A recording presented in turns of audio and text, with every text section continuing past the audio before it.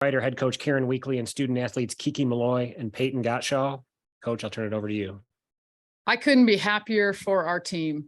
I mean, I stood watching them warm up yesterday before the first game, and I honestly got tears in my eyes just thinking about how much I love coaching this group, how they've totally bought in to what the coaching staff is teaching them. They bought into the process and just the joy of going out and competing every day. And when a team does those kinds of things, you just want success for them. And I'm just so happy for them. I'm so grateful to our fans. This place was louder the last 2-3 weeks, and today for sure, than really any time since I've been here. And our fans are just phenomenal. That game, you all saw it. That game was not a 9-0 game. I mean, that was a close, tough game. Yes, we pulled away in the 7th inning, but Texas is an extremely good team. They've got a lot of young talent. They're going to be really good for years to come. Peyton, kind of given your journey here, just kind of what was that last pitch like for you and that experience of kind of seeing the dugout empty coming towards you? It was just crazy thinking about like where I came from and now coming here. It's just awesome.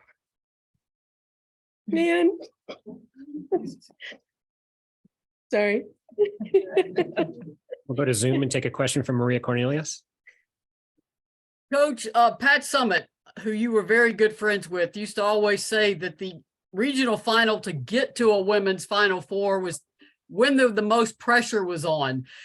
Your team, if they were feeling any pressure, that they didn't show it. I mean, they just comment on your team's resilience this full postseason and especially today.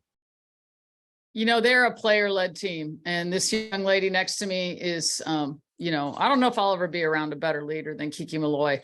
But the way Kiki and the leaders on our team have joined together to lead this team in such an incredible way, it's a player-led team. And I know one of the things Pat always said too is you're going to win championships when the players are the ones doing the leading. And that's what we have on this team. And it's just been so special to watch it evolve.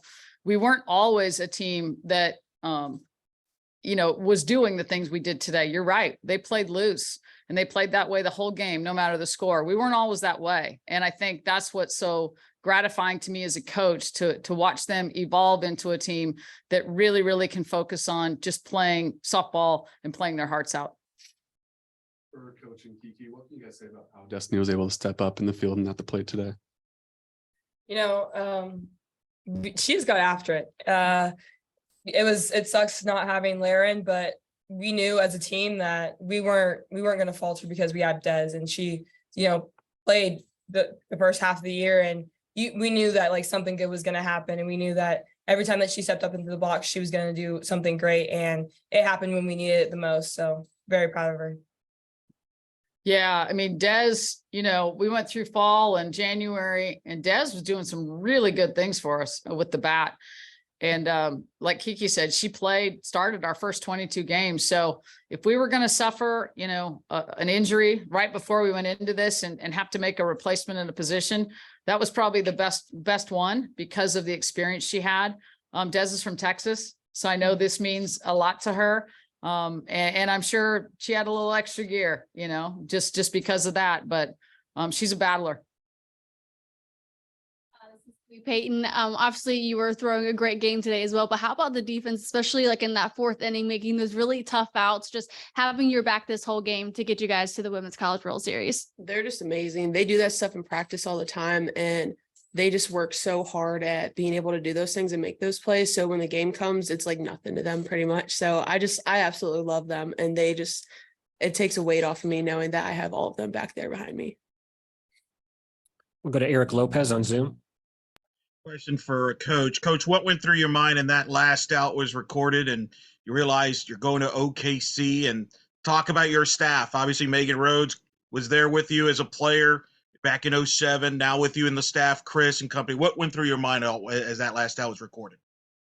I mean, just joy. I just don't know how to describe it. Just joy for so many people. And, you know, I don't do this on my own. I mean, heck, we've got 24 amazing players. We have you start with Dondi Plowman and then Danny White and all the people in our administration and just the way they pour into us with so much support. And our coaching staff. I mean, all three of them, came here not that long ago. Megan's been here 3 years, Chris and Kate 2 years. And I'm just so grateful to them for believing in me and believing in Tennessee softball and coming here and just building this with us. And people want to make a big deal out of, you're coaching on your own now. I don't coach on my own. I don't do anything on my own. I've got so many people that help me every single day. And probably the best thing I do is hire people smarter than me, so that, we can do this together. And Ralph is a huge part of that. I mean, Ralph, heck, he was a big part of recruiting Kiki. We'll tell you that story someday. But, and he's recruited all these girls. So, he's not gone. He's just as much a part of this. Stay on Zoom and go to Maria. Kiki, you were here for the 2 losses in the Knoxville regional that, denied Tennessee a chance to even get to a super regional. As a senior, you're now winning a super regional in your home stadium to get to the Women's College World Series. Can you even put into perspective yet what that means to you? It's kind of surreal, to be honest with you. I'm just, again, still just trying to soak it all in and live it all up because it's obviously so recent, but I just knew going into regionals and then obviously coming into super regionals, I knew that we were doing it, we were making it. Doesn't matter what needs to happen to do it, but I knew this team was going to get after it and win these games that we needed to. Kiki, I just want to rewind to yesterday's game when you made the over the shoulder catch. Did you talk to your dad about that catch at all? And who do you think has the better over the shoulder? Oh, not really. Didn't really talk about that one. He was just like, yeah, that was a good catch, but I should have made the other one. So yeah, but that's just, just helping Ashley out, doing what I need to do. And I was like, thank God I caught it.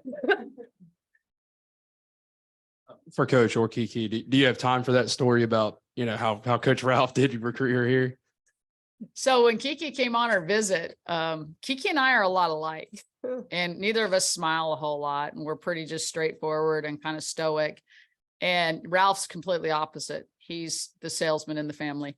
And I remember later her mom said, Kiki thought you didn't like her.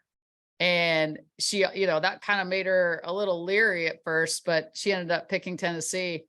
And I mean, I've probably never been closer to a player. Yeah. So we laugh about it all the time.